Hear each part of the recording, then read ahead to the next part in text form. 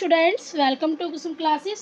तो बच्चों आज की इस वीडियो में हम करेंगे क्लास 8th की मैथ एक्सरसाइज 8.3 का क्वेश्चन फर्स्ट करेंगे बच्चों। ठीक है बच्चों, तो क्वेश्चन फर्स्ट जो है हमारा देखिए क्या है बच्चों कि निम्नलिखित युग्मों में प्रत्येक के व्यंजकों का गुणन कीजिए। तो बच्चों देखिए हमें क्या करना, यहाँ पे दिया गया है कुछ व्यंजक दिए गए हैं, हमें क्या करना है, इनका गुणन करना है। ठीक है, तो बच्चों देखिए सबसे पहला वाला जो है, जो फर्स्ट क्वेश्चन है ना बच्चों, इसके कुल 5 भाग है। 1 2 3 4 5, कुल 5 भाग है, मतलब 5 पार्ट है कुल इसके।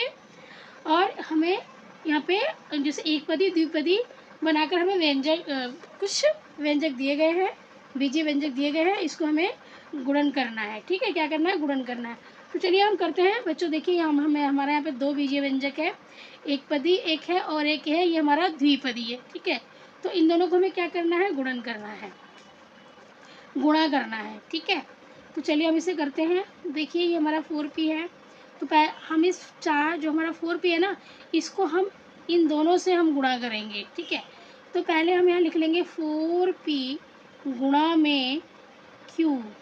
ठीक है, 4p गुणा में q, बीच में प्लस आ गया तो हम यहाँ प्लस लिखेंगे। ठीक है, अब इस 4p को हम r से गुणा करेंगे, 4p गुणा में ये r। ठीक है, एक बार 4p को हमने इससे किया और एक बार 4p को इससे किया, r से। तो समझ में आ गया। अब देखिए 4 का हम 4 लिख देंगे क्योंकि यहाँ पे कोई भी संख्या नहीं, तो समझ लीजिए 1 है, तो 4 बन जा 4, तो 4 एकम 4, कोई संख्या नहीं तो समझ लीजिए 1 है यहाँ पे। ठीक है, अब हमारे पास यहाँ पे ये जो चर बच गए हैं इनको हम गुणा करेंगे p और q। तो p और q को गुणा करेंगे तो हमारा कितना आ जाएगा, pq आ जाएगा। ठीक है बच्चों, अब बीच में आ गया हमारा प्लस का निशान। अब यहाँ पर देखिए ये 4 है, यहाँ पर कोई भी संख्या नहीं है गुणा के इधर, तो 4 ही आ जाएगा यहाँ पे। ठीक है, अब p और r, अब हमारे ये जो चर बच गए हैं इसको हम गुणा कर देंगे, तो p और r को गुणा करेंगे तो हमारा pr आ जाएगा, pr। तो बच्चों यही हमारा इसका आंसर होगा, ये हमारा क्या है, इसका आंसर है।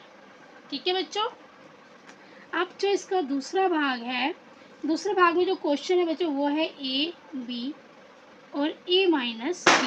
ठीक है, ये हमारे बीजीय व्यंजक दिए गए हैं, इसको हमें गुणा करना है। तो बच्चों देखिए ये हमारा एक पदी है और ये हमारा द्विपदी है। ए बी को मुझे क्या करना है, ए से भी गुणा करना है और फिर बी से गुणा करना है क्योंकि ये द्विपदी है, बीच में माइनस आ रहा है। ठीक है, तो चलिए देखिए हम कैसे गुणा करते हैं इसको।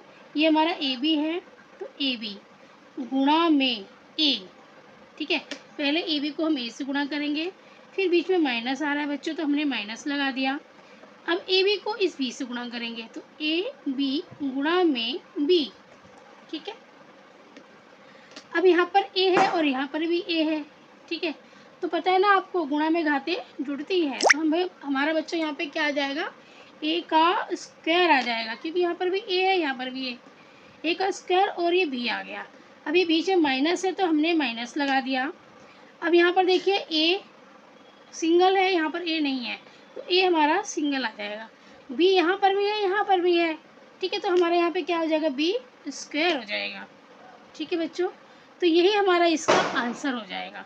ठीक है, ये हमारा क्या हो जाएगा, इसका आंसर हो जाएगा।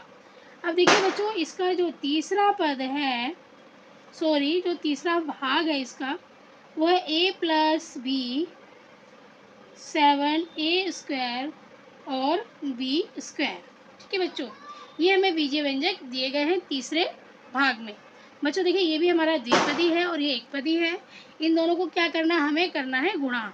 ये जो 7a का स्क्वायर b का स्क्वायर है, इससे हमें इन दोनों को गुणा करना है। ठीक है, तो चलिए हम करते हैं। पहले a गुणा में हम 7a का स्क्वायर और b का स्क्वायर लिख लेंगे। ठीक है, फिर बीच में आ गया प्लस, हमने लगा दिया यहाँ पे प्लस। ठीक है, अब इस 7 से इसको गुणा करना है या इससे इसको गुणा करना है, समझ लीजिए। तो अब हम b गुणा में 7a का स्क्वायर और b का स्क्वायर लिख देंगे। कहने का मतलब यह है कि एक बार इस 7 को, इसको एक पदी को एक बार हम इससे गुणा करेंगे और फिर दूसरी बार इससे गुणा करेंगे, ठीक है। जो बीच में प्लस का निशान है वो प्लस का निशान भी आएगा। अब हमें देखिए पहले प्लस के इधर वाले भाग को हम गुणा करके लिखते हैं। तो देखिए संख्या यहाँ पर एक ही है 7, तो हमने यहाँ पे 7 लिख लिया, क्योंकि यहाँ पे कोई भी नंबर है तो एक है, समझ लीजिए कोई भी नंबर नहीं है तो कोई भी संख्या नहीं तो समझ लीजिए एक है, तो 7 एकम 7। अब देखिए यहाँ पर एक ए है और यहाँ पर ए स्क्वायर है ना, तो यहाँ पे एक की हमारी आ जाएगी क्यू, ए का हमारा 3 आ जाएगा। क्यों? क्योंकि घातें जुड़ती हैं गुणा में। एक की स्क्वायर यहाँ पर है और एक की एक यहाँ पर है, तो 2 और 1 3 हो गया, और ये हो गया हमारा बी का स्क्वायर, ठीक है। बीच में प्लस है बच्चों, तो हमारा ये प्लस आ जाएगा। अब देखिए 7 एकम 7, यहाँ पर अकेला ही 7 है, इसके साथ कोई संख्या नहीं है, इसलिए 7 आ जाएगा हमारा। अब यहाँ पर देखिए ए का स्क्वायर है, यहाँ पर कोई भी ए नहीं है, तो हमारा ए का स्क्वायर आ गया। यहाँ पर बी का स्क्वायर है, यहाँ पर एक भी है, तो 2 और 1 3 भी हो जाएगा हमारा, ठीक है। बी की घात 3 आ जाएगा। तो बच्चों ये हमारा इसका आंसर हो गया, ठीक है बच्चों। अब हम करेंगे इसका 4th पार्ट, ठीक है। देखिए बच्चों इसका जो 4th पार्ट है, बच्चों वो है हमारा ए की स्क्वायर माइनस में 9, ठीक है, कोमा 4a। अब बच्चों हमें क्या करना है, इस ए स्क्वायर माइनस 9 को इस एक पद, सॉरी ये द्विपद है, द्विपद को हमें इस एक पदी से गुणा करना है, ठीक है। 4a को एक बार हमें इससे गुणा करना है और एक बार इससे गुणा करना है, ठीक है। चलिए हम करते हैं। हम पहले लिखेंगे 4a गुणा में ए स्क्वायर, ठीक है। फिर बीच में माइनस है तो माइनस का निशान लगा देंगे, फिर 4a को इस 9 से गुणा कर दिया। अब देखिए ये 4 है हमारा, यहाँ पर कोई भी संख्या नहीं है, तो 4 एकम 4 आ जाएगा। यहाँ पर कुछ भी नहीं तो समझ लीजिए 1 है, तो 4 एकम 4। अब यहाँ पर ए का स्क्वायर है, यहाँ पर एक है, एक ए है, तो यहाँ पर एक ही ए है, ठीक है। तो आपको पता है ना जब गुणा करते हैं हम तो घातें जुड़ जाती हैं, तो यहाँ एक की 3 हो जाएगा, एक की घात 3 आ जाएगा, ठीक है बच्चों। अब बीच में है हमारा माइनस का निशान, तो ये हमारा माइनस आ जाएगा बीच में। अब देखिए यहाँ पर 4a है और यहाँ पर कोई भी संख्या नहीं है, समझ लीजिए एक है यहाँ पे, फिर है ना एक, समझ लीजिए ये 4 एकम 4, और यहाँ पर ए है और यहाँ पर ए है, सॉरी बच्चों ये ए नहीं है, ये क्या है 9 है, ठीक है। तो मैं 4a का गुणा 9 से कर रही हूँ, 4a का गुणा किससे कर रही हूँ, 9 से कर रही हूँ। तो यहाँ पर 4 नीम 36, 4 को मैं 9 से जब गुणा करूँगी तो कितना आ जाएगा, 36 आ जाएगा। 4 नीम 36 और एक ही ए था यहाँ पर, ये बच्चों मेरा यहाँ पे ये 9 था, ठीक है। और यहाँ पर ये गुणा है, यहाँ पर ये गुणा है, यहाँ पे 9 था, तो 4 को 9 से गुणा किया तो 4 नीम 36 और इस एक ए है, तो यहाँ पर एक ए आ जाएगा। देख लेते हैं क्वेश्चन में भी यहाँ पर 9 ही है बच्चों, ठीक है। तो बच्चों यही हमारा आंसर आ जाएगा 4a की क्यूब माइनस 36a, ठीक है बच्चों। ये हमारा इसका आंसर हो जाएगा, कंफ्यूज मत होना, ठीक है। ये हमारा 9 है। अब बच्चों है हमारा 5th लास्ट भाग है। तो देखिए यहाँ पर हमारा जो क्वेश्चन है पी क्यू प्लस में क्यू आर प्लस में आर पी कोमा 0, ठीक है बच्चों। हमें क्या करना है, इन सबको 0 से गुणा करना है, या 0 से ये सारे गुणा करना है। तो बच्चों आपको इतना तो समझ में आ गया होगा कि इसका आंसर 0 ही आएगा, क्योंकि हम 0 को किसी भी संख्या से गुणा करते हैं तो वो हमारा 0 बन जाता है। फिर भी मैं इसको करके आपको दिखा देती हूँ। देखिए ये हमारा पी क्यू है, प्लस में क्यू आर है, प्लस में आर पी है। अब इन सबको मुझे किससे गुणा करना है, 0 से गुणा करना है ना।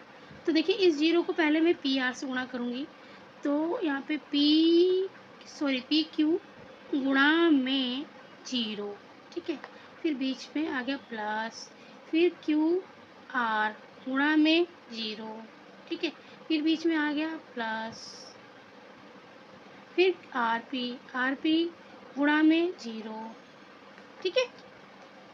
अब देखिए पी आर को हम 0 से गुणा करेंगे तो हमारा 0 आ जाएगा, बीच में है ये प्लस, फिर क्यू आर को हमने 0 से गुणा किया तो हमारा 0 आ गया, बीच में आ गया प्लस, फिर आर पी गुणा में 0, आर पी को हमने 0 से गुणा किया तो 0 हो गया। अब हम 0 प्लस 0, तो इसका आंसर हमारा 0 ही आएगा। तो बच्चों ये हमारा आंसर हो गया। ठीक है बच्चों, तो इस वीडियो में जो हमारा फर्स्ट क्वेश्चन था 8.3 का वो कंप्लीट हो गया। तो बच्चों उम्मीद करती हूँ कि आपको समझ में आ गया होगा। ठीक है, और फिर भी अगर कोई डाउट रह जाता है तो आप कमेंट बॉक्स के माध्यम से अपनी बात मुझ तक पहुँचा सकते हो। ठीक है बच्चों, कोशिश करूँगी उसे दूर करने की।